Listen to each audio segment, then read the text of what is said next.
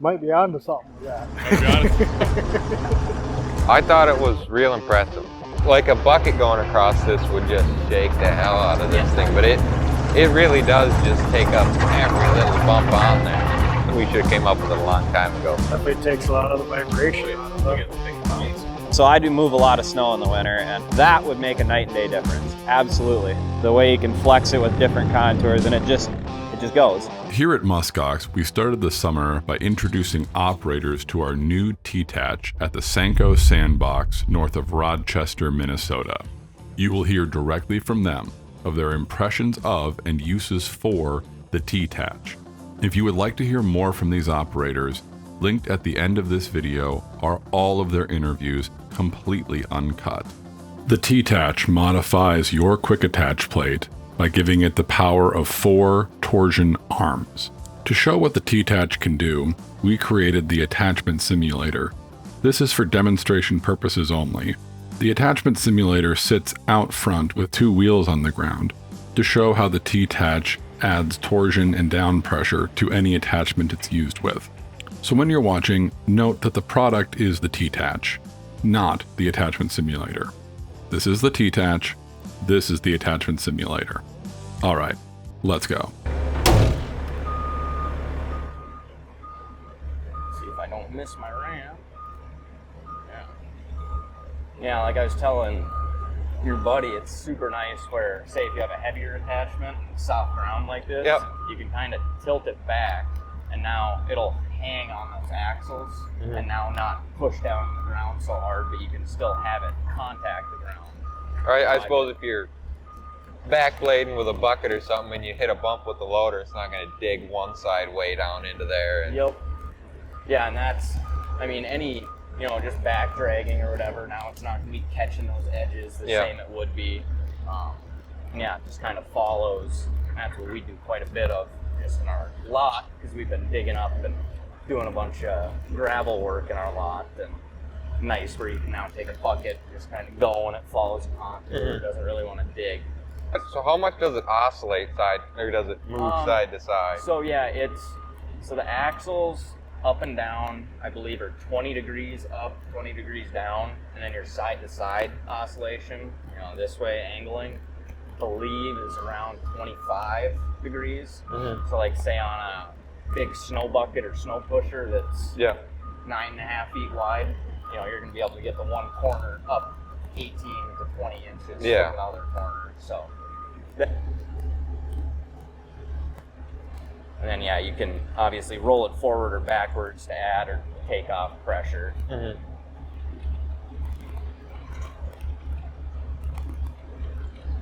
mean, it really, like a bucket going across this would just shake the hell out of this thing, but it really does just take up every little bump on there. Yeah. This would be real nice for a bucket on a skid loader. Yeah. How long is one of those rubber pieces in there gonna last you? We really don't have a good estimate.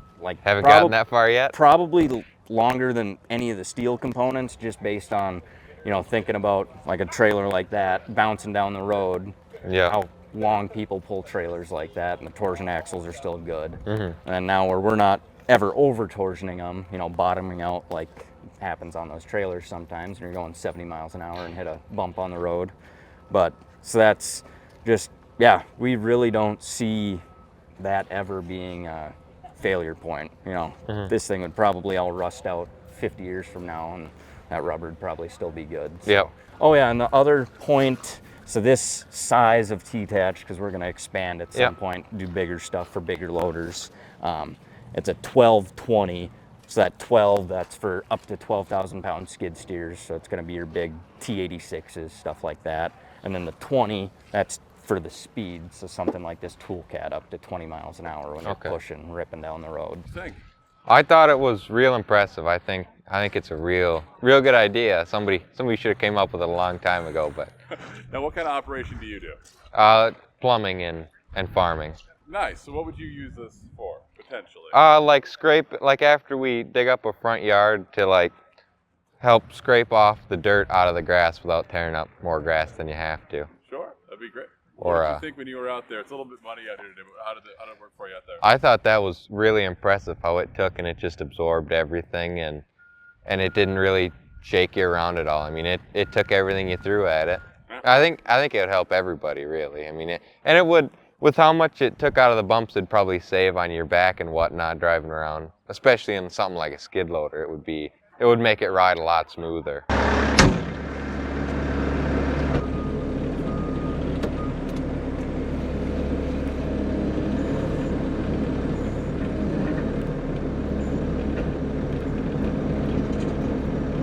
Yeah, he's kind of nailing it, it looks like.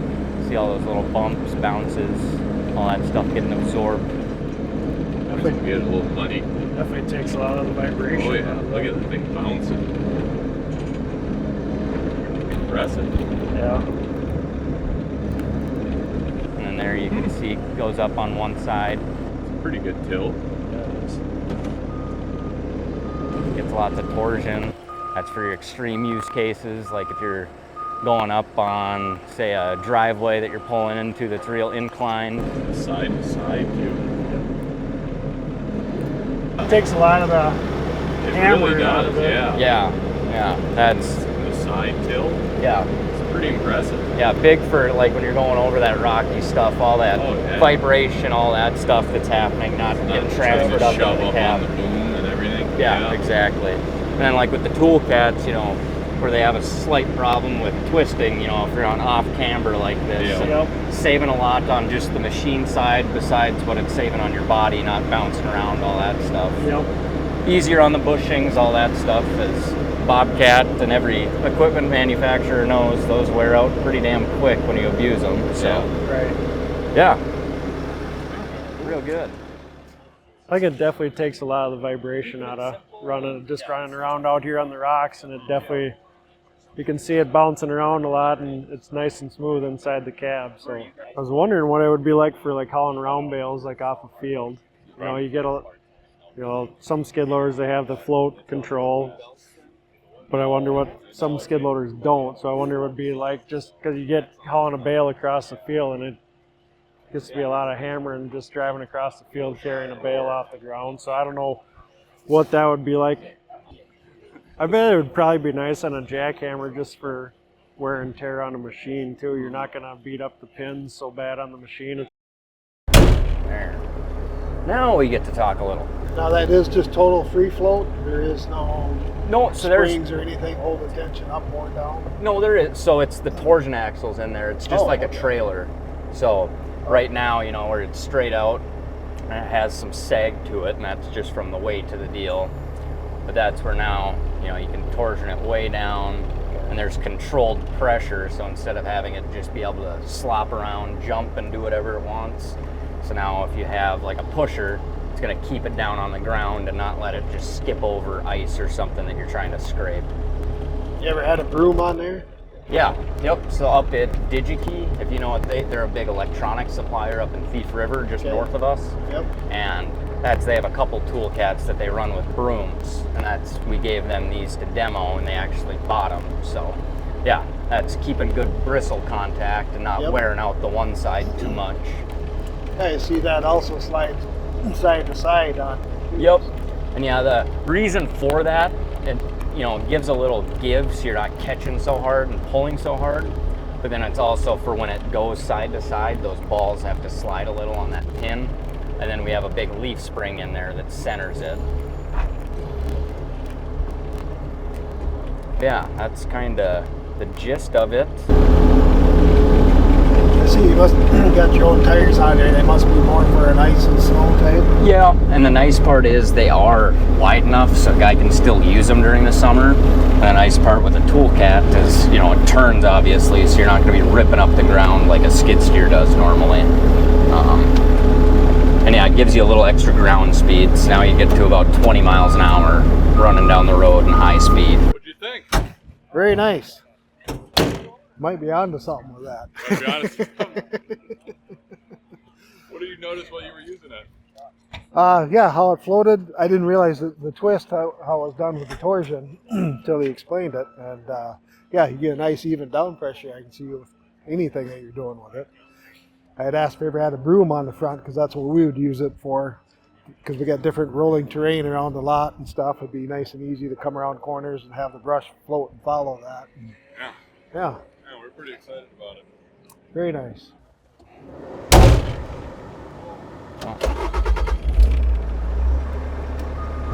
No, that's pretty sweet the way it just kind of floats around in controlled manner. Yeah. Instead of just flopping all over. Yeah, and then the nice part is, you know, like here where it's a little softer ground, Yeah. you can kind of rotate back, take a little of that down pressure off, and now, you know, the arms help hold the attachment up so it's not wanting to dig down so bad.